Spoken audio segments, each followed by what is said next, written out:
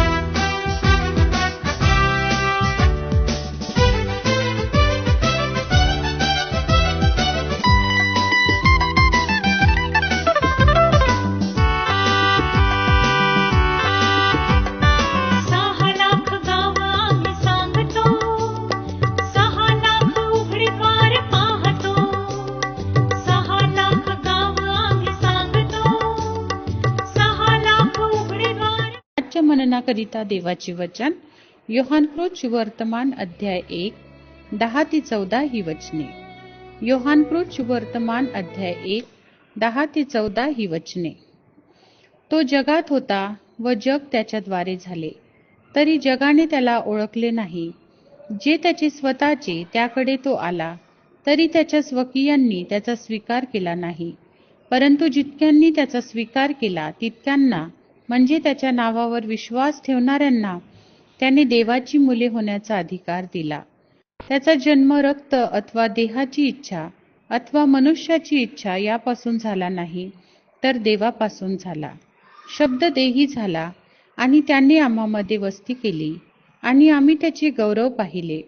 ते पित्यापासून आलेल्या एकुलते एकाचे गौरव असावे, असे अनुग्रह व सत्य यांनी परिपूर्ण होते. प्रभू परमेश्वर या वचनांद्वारे आपला आजचा दिवस आशीर्वादित करो.